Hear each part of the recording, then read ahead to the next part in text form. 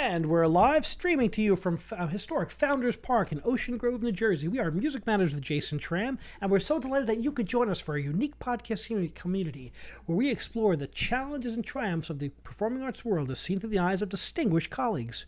We're so glad you're here. Please remember to subscribe to us on all our social media platforms, especially YouTube. Smash that bell icon for the most up-to-date information on our upcoming guests and topics.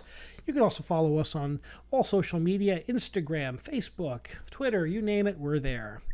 You can also hear us live on YouTube, Facebook Live, LinkedIn Live, and after the fact on Google Podcasts, Apple Podcasts, and also Spotify. So thank you for joining us. And if you are so inclined, you can send in a super chat. We love that. And join the conversation. You can talk to the artists and ask some questions in the chat, and we will add that to the conversation.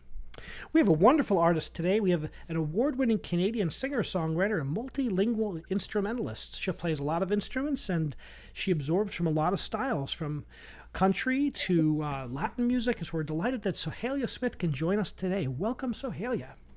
Hi, thank you for having me. So glad you're here. Tell us what it's like in Canada, in Ontario today. Today, it's raining. It's cold. Yeah, it was 94 degrees in New Jersey. It was a really warm day, a beautiful beach day, actually. I live right on the ocean. And it's interesting, it's raining up in Canada, but it's coming our way, isn't it? I'm not sure. I don't stay up on the weather, but we had some really nice days a few days ago, and now it just happens to be cold and rainy. But yeah, well, we need those days to keep the flowers nice, don't we? Yes. So tell me about the musical scene these days during COVID. I know we're seeing different things all over the world these days and different responses to the what is the climate in Ontario these days? Things are still opening up very slowly. There's a lot of hesitation, I think, but the online activity has been very present, thankfully, and that's still continuing. However, venues are starting to selectively book shows, and artists are now playing gigs again, but it's not full swing, not yet. I think it'll still be a while. And you've had a couple of performances during the COVID period. Tell us what that was like. You said you had a drive-in performance. That's exciting. I did. I had two. I felt very fortunate to have those opportunities. I played a drive-in concert opening for the Jim Cuddy Trio in December of 2020, and I did again June 25th, this past June 25th. So it was a really great opportunity, a really cool experience, especially the first time, because I've never played for an audience of vehicles. And the response, at first you're sort of disoriented because we're so used to getting that applause or hearing people, shouting or applauding. And what you get instead is flashing headlights, honking horns, and the occasional holler out the window. But it's definitely an experience I loved. I definitely enjoyed it. How many cars were there? What was it like? I'm guessing the first one I don't remember, but the second one I'm guessing maybe, I don't know how many cars there were, but maybe 250 people. But in cars, separated, everybody very safe. What did it feel like to be in front of an audience, even a newly reimagined audience? What did it feel like to be in front of that audience again? Fantastic. Absolutely fantastic. It made up for the whole year of misery. Honestly, one good show can fix it all. So. Isn't that the truth? I mean, the adrenaline endorphins released because, as musicians, we just want to be up there making music for people. And it's not, it's part of us. And it's like, I felt like I had my first concert a couple of weeks ago, and it was just, I was so emotional throughout the entire thing. I'm usually very business as usual, but I was really kind of touched by, I heard, 1,000 people singing together. It was the hair on my arms. It was so exciting to be up there again. It's incredibly moving. Yeah. I think, especially if you love it, totally a whole, every bit of you loves it, and you've been deprived of it. When you get it again, there is no greater joy. So well spoken. And certainly any genre, when artists who devote their life to this get to go over there again, it's really a special thing. Did you always know you wanted to be an artist? I didn't know I wanted to be an artist. I just didn't know any different.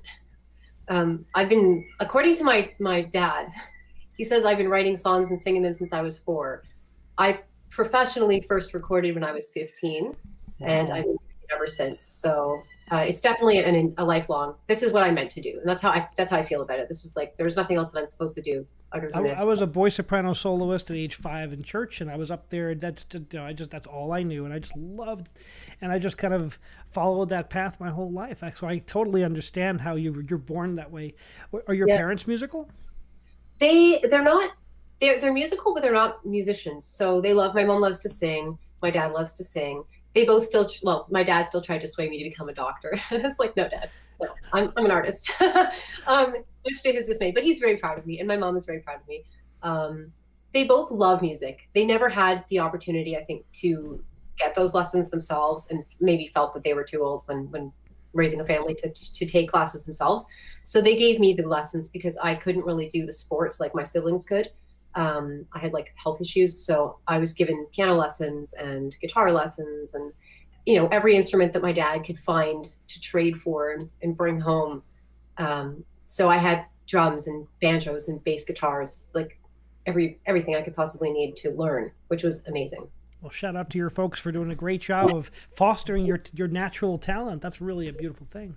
I thank them all the time, especially I recently released 2 Chopin renditions, and that was for my parents because they drove me an hour or more each way to take me to the conservatory for years for piano lessons, and I never did anything with it. So I was like, okay, it's time. Let's show them I can still play. It's not wasted. So. That's amazing. Well, it's that classical training always manifests itself in the music, even though you don't do classical and you leave those, but it always is there. It's like a background, right? Mm-hmm. I do write classical guitar. I just haven't recorded any to put out yet. But I have something we may see down the road. Oh, definitely. Awesome. Yeah. Your music is really interesting. You have a lot of influences in your music. Describe how you came to write such an interesting. You paint with such an interesting color palette. I love that. I just love artists that draw from various genres. And tell us about your exploration into various genres and how you came to do that. I have never had an easy time fitting in, and I've never I've never said oh, I love this more than everything else. It's just never happened. And every time people say you have to pick one if you want to be, I said, no, I don't. Good for you. They all you. make me happy, then I can do them all. And there's nothing wrong with that. And I don't have to be, a virtuoso at everything I do. But if it brings me joy and I can make music that makes other people happy or makes them feel good, why not? And I don't feel the need to fit into the box. And I'm very adamant about that. I don't need to be boxed. I can be the Latin singer, the country singer, the flamenco guitarist, the, classical harpist. I can do those things, and I can do them equally well, and they bring me just as much joy. That's great. So when did you show us all those instruments back there? Tell us the instruments you play. I play the flamenco guitar, which is the red one. Wow. And there's many more instruments than this, but I play the mandolin when I need to. I can play the bass. I can play the electric guitar. My electric guitar is not on display right now. I play the harp. I've got some drums and congas and djembes and cajones. And upstairs there's violins and cello over there. There's a lot in this house. This is basically a storage unit. Nobody really lives here. Well, my son's a drummer and I'm a conductor, so we have a lot of instruments in our house. I totally understand it. It's always exciting to hear music and to have all those different colors to paint with. I love how, like John Lennon said, he's an artist. If you give him a tuba, he'll make music come out of it. So I'm sure that you get some great colors and ideas. Do you use all those on your recordings? You use lots of different instruments. What are some of the colors that you've really you're starting to use that you're going to use in the future? I love the banjo. Ooh. Love the banjo. I can't pick it up and not be happy. It's just instant. As soon as I pick it up, I'm happy. So I love the banjo. I love the fiddle. I love the mandolin. I like really organic instruments, but I also really love the flamenco guitar and the cajon and using things like even just your hands for palmas, right? Other instruments, I love them all. I love, actually, I recently learned, I can't remember the name of it now. There's this flute, and it starts with an S. Shakuhachi. It's weird. No, it's a very simple flute. And it's made of bamboo, and there's only, I think, 6 notes on it, and it has a sliding mouthpiece. It's really interesting. At first I bought it, and I couldn't figure out how to work it. And then finally I found one YouTube video on it, and I can't for the life of me remember what it's called, but it's really beautiful. It's just difficult to play with it because it's not perfectly in tune. So I have to find a way to use it. The other instrument that I've been trying to play with a little bit more is the I'm going to say it wrong, the Bowron. Oh, but yeah, the Boron. Yeah, that's the Irish frame drum. It's such a cool instrument when you hear that played, right? I did a concert with that had a lot of ethnic. It was a Carl Jenkins piece and had great. It's such a vital instrument. Really, the Irish and the Scottish love that Boron. I took some lessons, and I'm not done yet. I haven't. I've just taken a break from lessons because I just needed a break. But I'm not very good at playing properly, but I love playing it, and I find it calms me down. I find it's actually helping a few of my friends. They asked me for a recording because I saw a video on like how you can tap yourself to sleep, and people have difficulty with that. So I thought, well, why don't I record the drum going faster and then slow it down? So I did that, and it's helping people with anxiety, with falling asleep, with just decluttering thoughts, you know? So it's amazing what you can do like with a musical instrument. It's not just music. It's also really useful in other ways. And I even find on nights when I'm just like so hyper that I can't shut down, if I pick it up and play it for 10 minutes, I can go to bed like nothing ever happened. So wow. I find the therapy side of it really interesting. Yeah, music has that ability to soothe souls, and that's our job as artists, is to provide people comfort and to provide people entertainment. Without the artists, boy, COVID would have been a much darker time if we didn't have Netflix, Spotify, all the music streaming platforms. We need the artists in society. Oh, yeah. I think that became really apparent to a lot of people. Even though we weren't working in our traditional sense, I worked harder last year than I ever did before. Did you find that as well? I found I was writing a lot more, partially out of necessity for myself, because I didn't know how to cope with anything. So I was just like, can you just sit down and play my harp for 10 hours, you know? And then I would write. And I found a lot of music came out. I learned how to mix and master during the pandemic because I was like, I can't go to a studio. I need to learn how to do this. I'm not going to let this stop me. And it fired up that like determination to say like, you know, whatever the odds, I'm going to still do what I'm born to do, like pandemic or no pandemic. Right. So I found that I was really productive, like really productive, and I'm glad, but I also had the time because everything else that was up in the air, you know, with work, as soon as the pandemic hit, it all got set aside and there was nothing, and it was just me and time.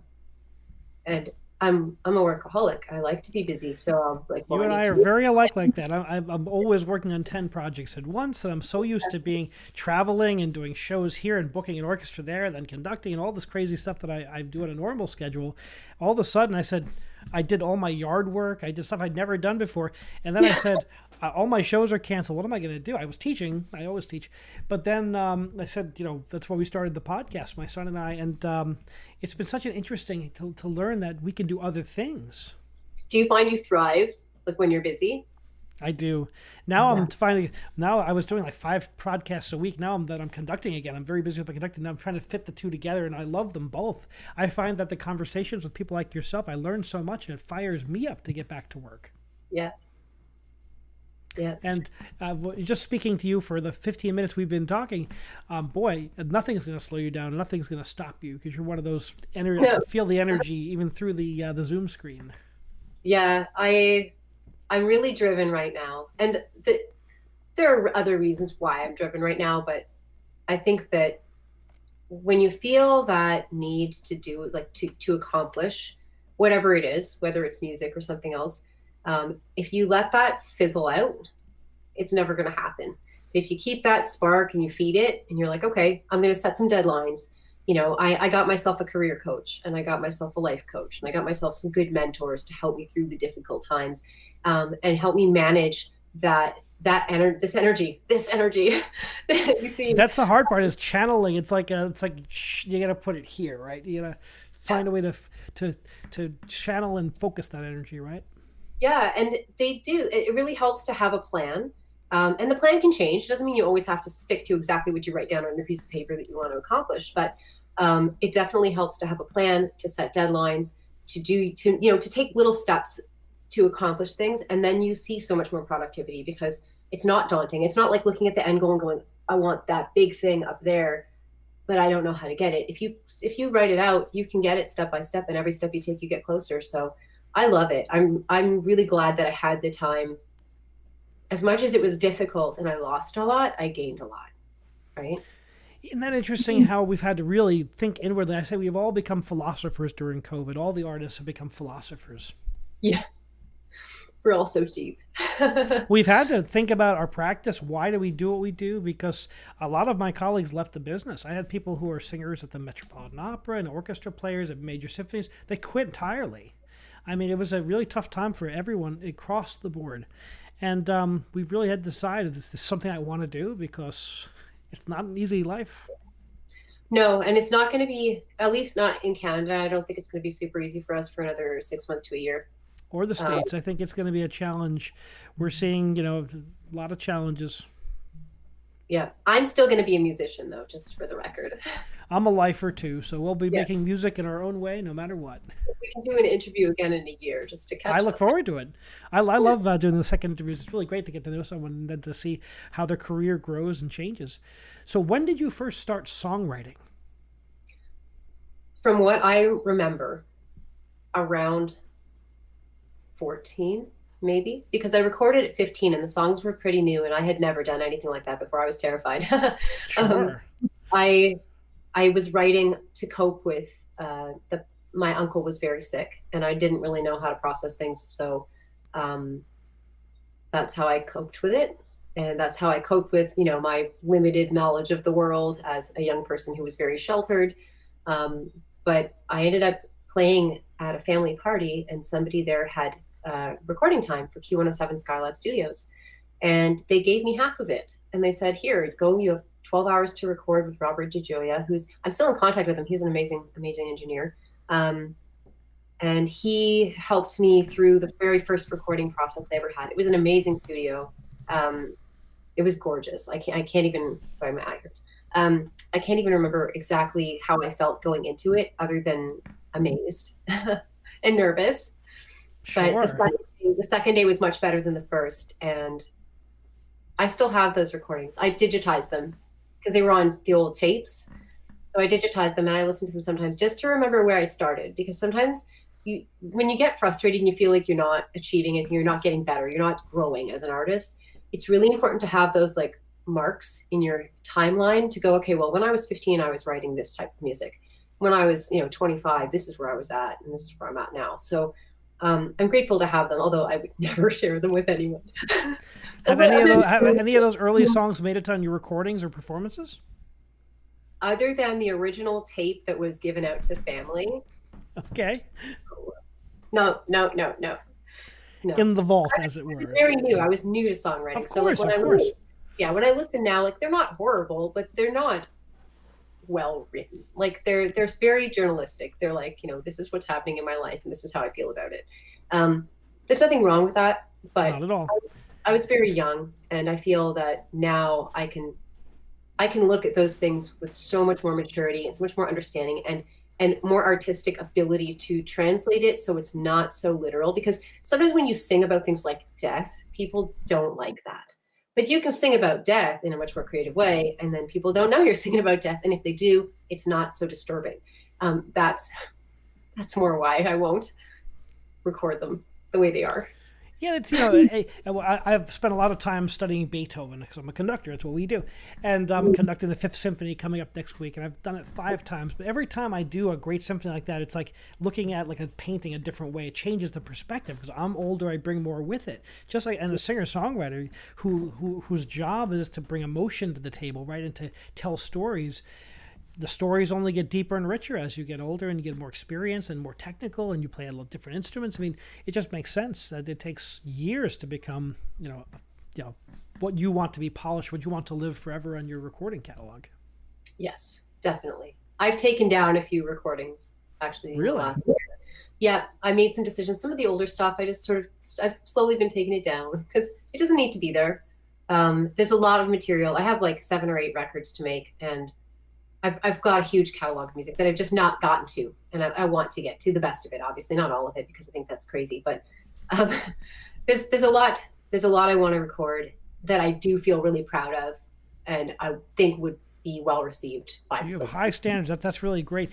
If you're familiar with Brahms, Johannes Brahms, when he got to a certain point in his career, he burned all his earlier music so no one could ever see it, and only his best could survive. I love that story. It's real life editing.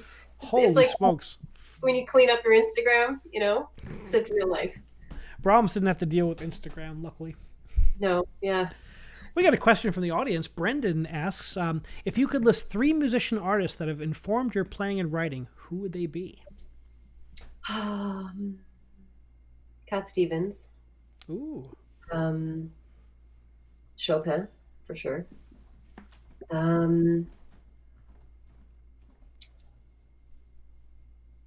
This is difficult. The English part of me wants to say Billy Joel. The other part of me wants to say Savikas. Interesting. So, yeah, I think that... Tell us about why both those last two. That's very interesting. About Billy Joel and Savikas. Well, Billy Joel, I love piano. And when I was playing classical piano, it was like blasphemous to play pop piano. And Billy Joel, I got a tape and I played it on my cassette player back in the day. And I listened to that thing until it just stopped working. I love hearing piano and pop, like piano with pop music, but played so beautifully. I think he does a really good job. And I listened to it so much that it definitely influenced, at least when I write. I don't think I play like Billy Joel, but I love it because of Billy Joel. And Savikas, because I grew up with the classical Spanish, maybe a little bit more like Carulli, I don't know, or Mauro Giuliani, but that's all part of music that I learned when I was studying classical guitar, because I was learning classical Spanish guitar, and I love it. It feels so natural to me when I hear it. And although as an adult, I'm learning this now, like I'm studying flamenco specifically because I don't understand, a lot of structures, and I want to. So that's where I started. I started by listening and learning simple pieces by those composers and developing a definite passion for it really early. Wonderful. Thank you so much for sharing. This is so interesting. We have a second question from Steve, who asks, given your multi-genre, multi-instrumental approach, have you done hybridizing of your country and your Latin pop tunes? And how does that play in your music? That has actually happened this week. I wrote my first, I don't write with intention, so I should start by this. I don't ever sit down and go, I'm going to write a song today.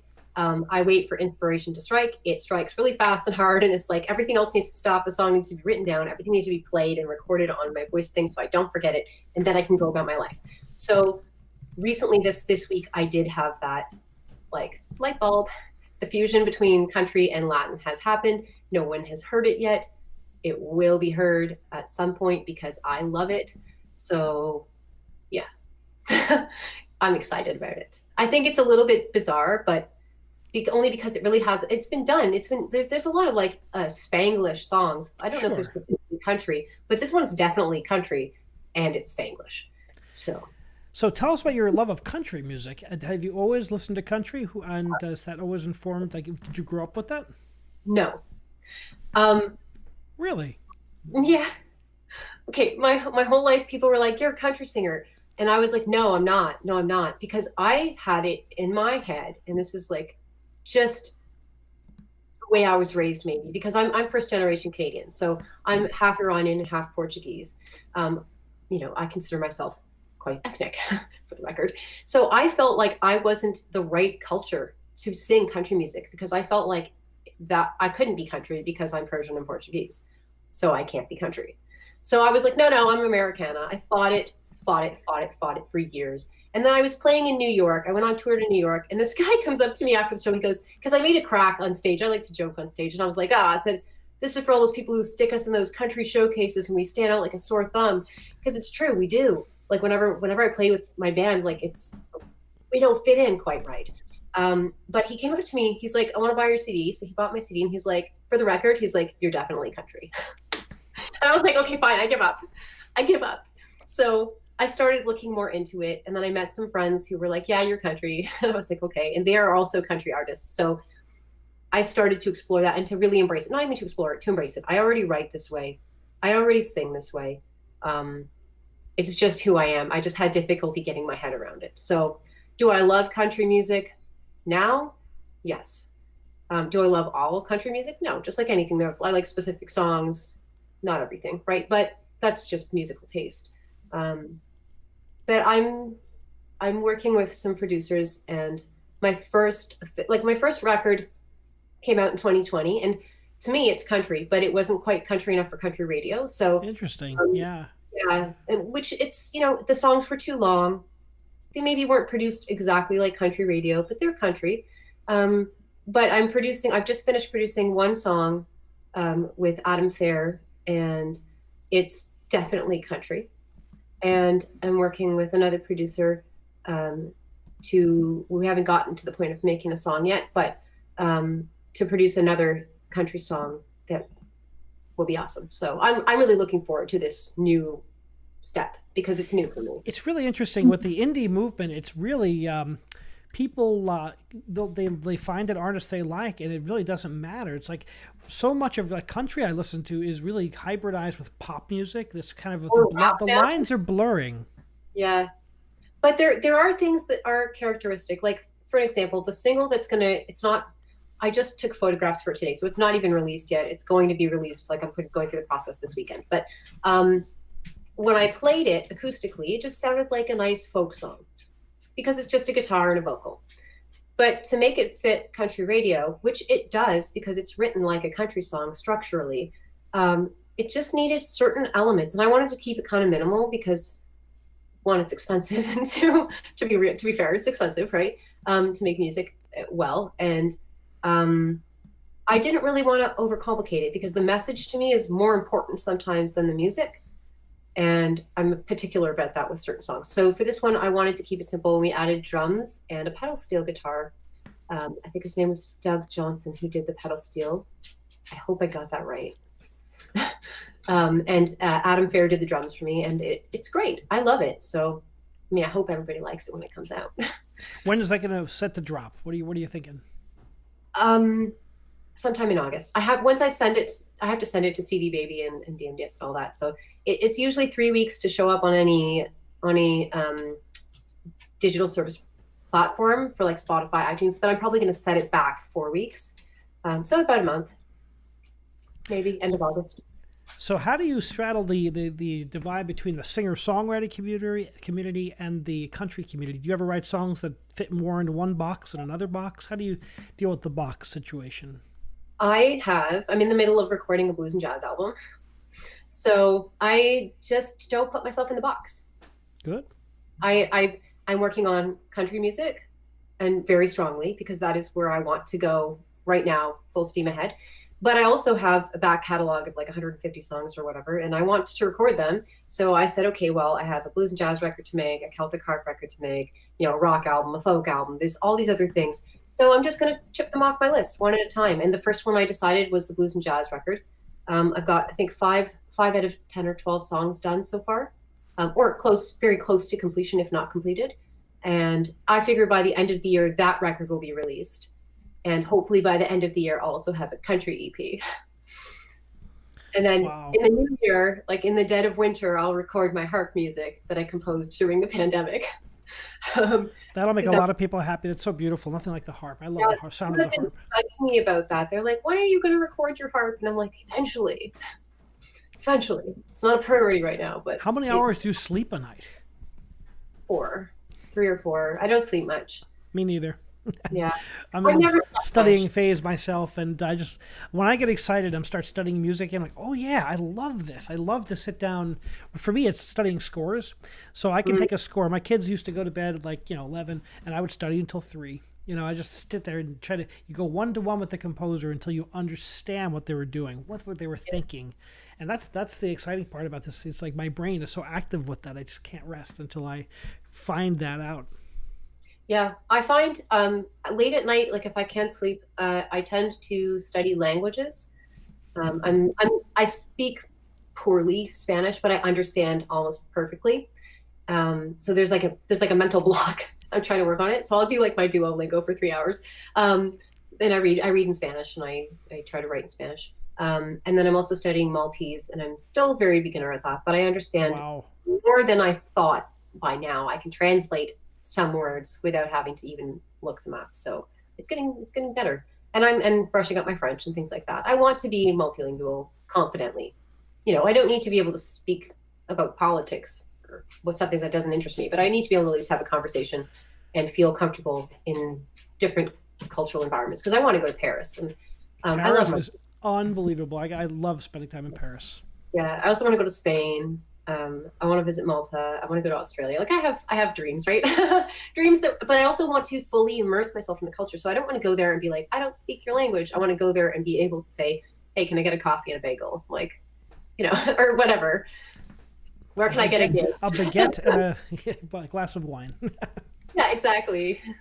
It's beautiful to immerse yourself in culture. Whenever I work in another country, I love to work with the musicians, and by the end of an opera run, for example, you get to know all the local customs. I go to all the museums. I get to know the players. We get to go to the cafes together. It's just a special bond, because even when I've been in countries where I don't speak the language very well, it's amazing how the musicians come together and we're like brothers. It's like amazing. I think that would be an incredible experience, to be able to travel with people and experience that on top of the performing. I've only toured twice.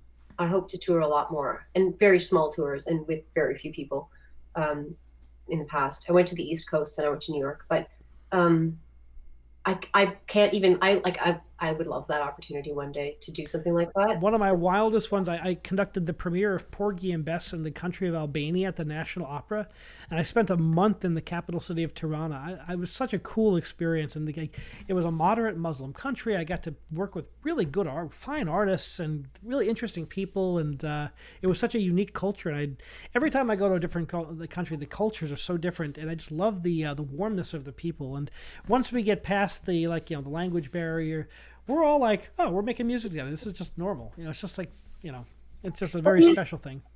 I mean, music in and of itself is a language. I don't think you need to speak. I have a friend from Turkey named Selim, I hope I said that right. And he said to me the other day, is like, you don't need to understand the words to be able to understand the song. So I think he's very right.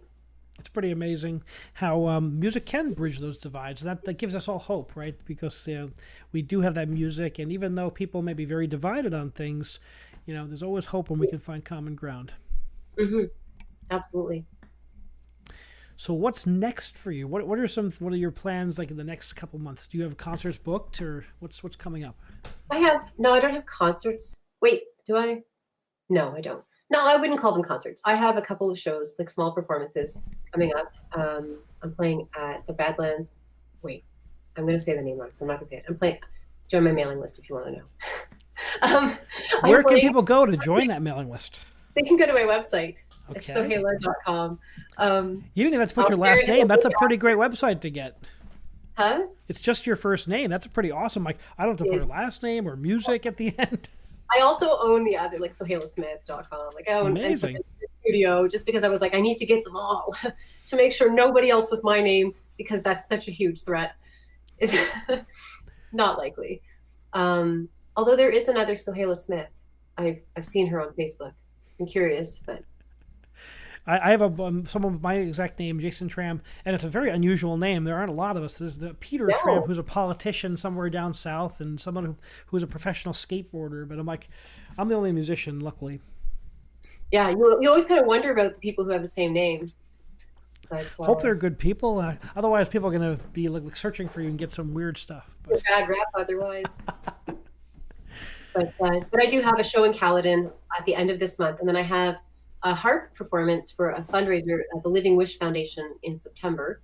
I love that event. I get to be a harpist in a forest, and this year I decided to buy a fairy costume, so like with ears and the green dress and all, so I can be literally a harp fairy in a forest. People are gonna love that. Yeah, I try to have fun. I'm kind of like a giant kid in some ways, but I want to enjoy it, so it doesn't feel like work ever. And I try to do that as often as I can. I try to make it enjoyable, because it can be stressful, It can very much be stressful. I can relate. But The act of creation makes it worth it. It makes the stress worth it when you get up there and you get to, either put a great. What's it like when you put like something down? Like people react to your music. You have a lot of things on social media. You have like YouTube, and you've got all your streaming platforms. What's it like when you hear from your fans? It's really comforting. Like just comforting to know that I'm not crazy. Like that, there's a reason that I'm good at what I'm doing, and that I should still be doing it, and some people will disagree, and some people will actually send very nasty messages, but thankfully the majority of messages are positive, supportive, encouraging, appreciative, like everything great. Especially I find a lot of my Latin, like my Spanish fans they're so amazing. They send me like messages every single day and have been since the beginning, the middle of the pandemic for me. Just incredible. It's incredible how much love you can receive if you hit the right audience, and when I say that with like great appreciation, because for a long time I didn't know who my audience was. And I knew like people who, obviously the small group of people who I know who listen to my music and support me, if they're my friends or they're my family, fine. But when you find an audience group that isn't your family, isn't your friends, and they go, oh my gosh, we love you, there's nothing, like, I can't complain. That's a special thing to have people from all over the world who get to experience your music. I call this the age of the indie artist, because you really have a reach much greater than we could ever in the past. Without a record company being that intermediary, you can really have a reach once you keep, it's a lot of work, of course, getting your music out there and being your own boss, but it's very rewarding. Yeah, it is a lot of work and a lot of maintenance. And I can say, like, honestly, I understand why people who are like higher up in the ranks of music have people to help them, because it's exhausting. But right now for me, it brings me joy to reply to them and be like, hey, thank you, I appreciate it. And I try. I can't do them all anymore because there's too many people that message me, and I get overwhelmed some days, or I'll spend too many hours staring at a screen on a phone. But I do my best to say thank you to the ones who I see regularly and I know are like trying to get my attention, right? So I say thank you. And I make posts. So sometimes if I'm quiet on social media, I'll put up a post and be like, hey, I'm quiet, but I haven't forgotten about you. I know I haven't been responding, but it's because I'm busy and this is what's happening. And, acknowledging that they're there, even when you're not active, is important. And thanking your fans is important. Interaction. People just want, it's like you were saying, they just want to like a little bit. Oh, you might have been saying this before we started.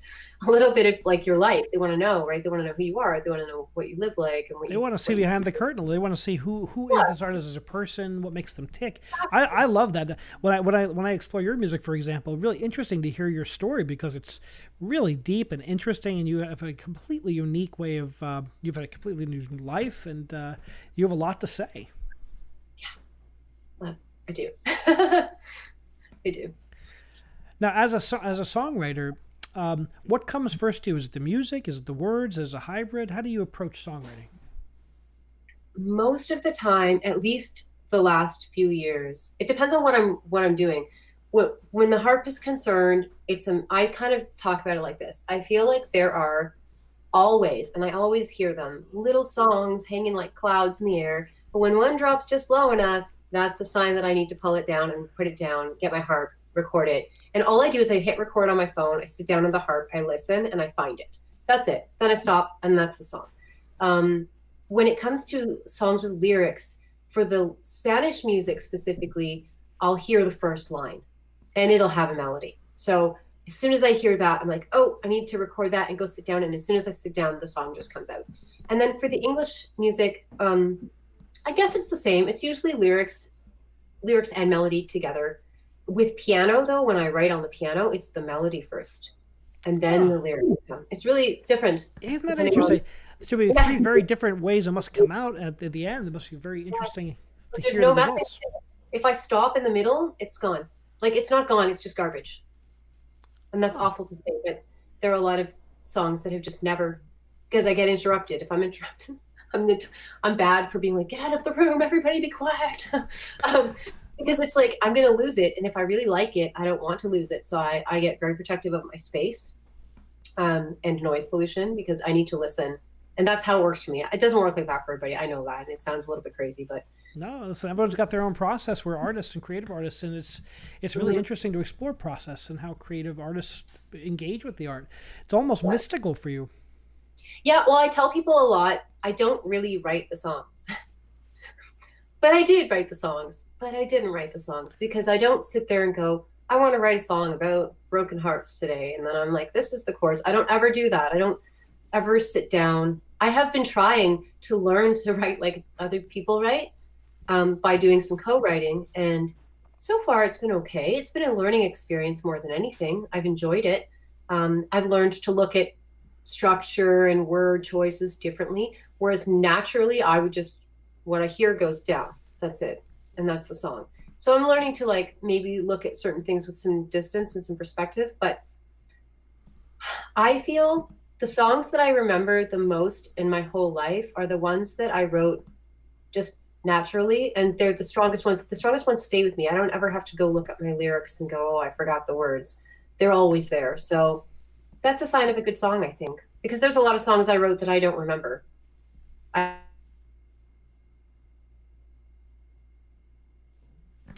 We've just lost our feed there for a second. We'll get her back on the air. We're talking with Sohayla Smith, a wonderful singer-songwriter and involved in so many different genres. She's really, really interesting. She'll be back momentarily. We're at the whims of the internet here, as always, and whenever we're broadcasting remotely like we are today, and we will get her back. So thank you so much, and we'll be back in a minute.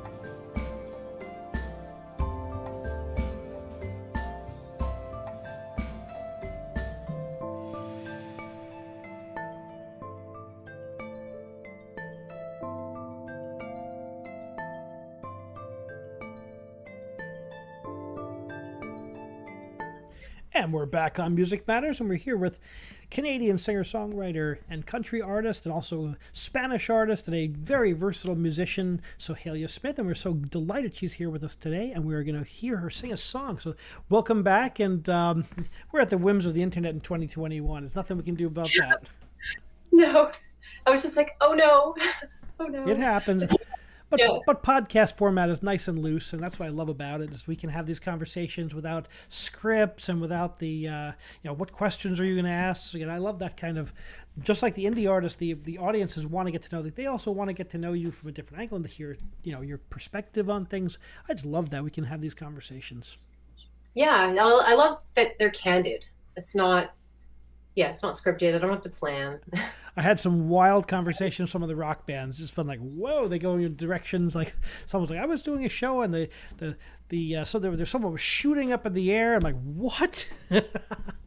I've never had that experience in classical music, but I love rock music and I love all types of music. And so we have a rumor that you're going to perform a song for us.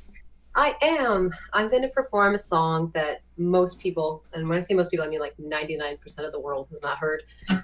It's called What's a Girl Gotta Do? And it's a brand new song. I like it a lot. It may change a little bit, but yeah. Have you recorded the song yet? I've recorded work tapes for it. Like it's been recorded and registered, but it's not been recorded professionally yet. Awesome. So yeah, we gotta still think about exactly what to do with it. So that takes time sometimes. I really love this song though. I feel it's a really good song. So. Can't wait to hear it. Okay, here we go. Sorry about my dogs. They're barking. I've tried talking to you nicely. I've tried being a little mean. I've tried painting a clear picture so you see what I see. I see a man I want to know. I see a heart I want to hold. What's a girl gotta do? I've tried little black dresses and high-heeled shoes. I've tried putting on a pretty face, wearing cowboy boots. I've tried singing my love for all the world to hear, but it ain't no use. What's a girl gotta do? I've tried being just like all the others, but I know I can't keep it up. What's a girl like me gotta do to get a little bit of love? And I won't chase you like all your lovers, 'cause I know that it ain't real love. What's a girl gotta do to get a guy like you to notice me? What's a girl gotta do to get a guy like you? I've tried dressing up and dressing down. I've tried just being me. I've tried writing you a letter so you will know just what I mean. I need a man who wants to hold me. I need a man who'll never leave. What's a girl gotta do to get a guy like you? And I've tried being just like all the others, but I know I can't keep it up.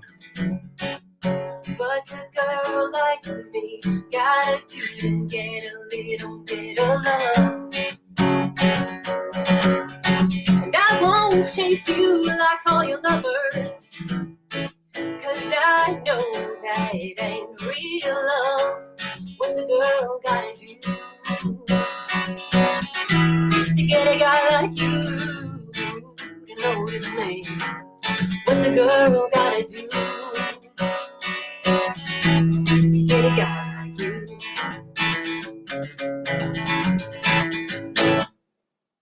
Thank you. It was beautiful. Thank you. And a little bit of accompanied by your dogs at the beginning. It's great to have the background voices there. They're doing their job. That's the real, the behind the scenes look, right? And beautiful singing. And really, your voice is so beautiful, and you really are so emotional. You have so much emotion in your voice. Thank you. Did that come easy for you? The singer-songwriter kind of the emotion, bringing that out in your music? Has it always been there? I think, well, I feel two things. One, I think the emotion has always been there because I write for my emotional well-being.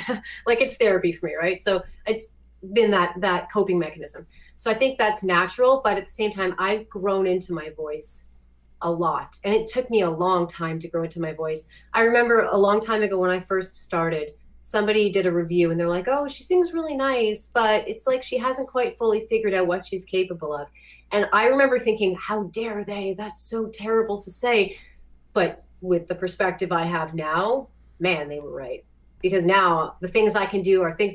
One day I decided to try things I never thought I could do. And suddenly I was like, oh, I can. Oh, wait a second. I can do this well. So, you know, now I'm not afraid to try things that are new, and I'm not afraid to work at getting them better. And I'm not afraid of anything musical. So. Well, you have a fearless personality and you have a drive to be your best. And I love the fact that you're always learning. I'm the same way. I love to learn. You know, the more you learn, the more you realize how little we know and how much there is out there. And that keeps life interesting as a musician to me.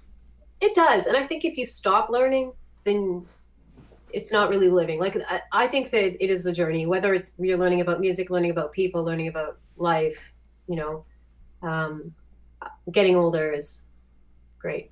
Yeah, it really is interesting. Hey, we have a wonderful composer on the show and an author, Marty Ellen Hill, who's been on our show before. She's an author. She's writing an incredible series of books, and she's been doing it for like 30 years. She's also an acclaimed composer, has written really great music, and she's really enjoying the show. And she says, great show, great questions. The point that memory is pivotal. Songs that imprint themselves like glue have a reason to land in the human composing hand. And that's really interesting. Mm-hmm. Definitely. Well, I'm so delighted that we can have this conversation today, and thank you so much for performing on the show. It really adds so much. Where can people go to find out more about you, and how can they get in touch with you if they are moved by your music?